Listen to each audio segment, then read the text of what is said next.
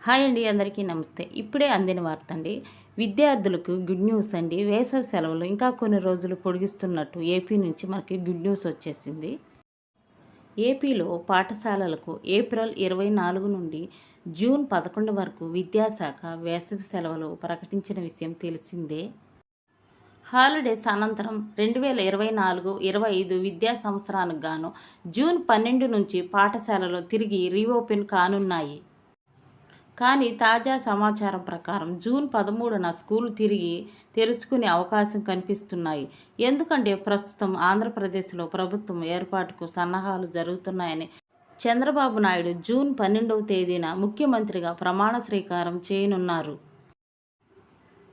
ఈ నేపథ్యంలో పాఠశాలలను ఈ నెల 12కు బదులుగా 13వ తేదీన రీఓపెన్ చేయాలని టీడీపీ ఎమ్మెల్యే ఏఎస్ రామకృష్ణ పాఠశాలల విద్యాశాఖ కార్యదర్శి ప్రవీణ్ ప్రకాశ్కు వినతి పత్రం అందజేశారు. పాఠశాలల పునఃప్రారంభం తేదీని వాయిదా వేయాలని ఈ నెల 12 సీఎంగా చంద్రబాబు నాయుడు గారు ప్రమాణ స్వీకారం చేస్తుండటంతో సెలవు ఒకరోజు పొడిగించాలని టీడీపీ ఎమ్మెల్యే ఏఎస్ రామకృష్ణ ఇందులో కోరారు. దీంతో ఏపీలో స్కూల్కి రీఓపెనింగ్ తేదీ వాయిదా పడే అవకాశం ఉందని తెలుస్తోంది.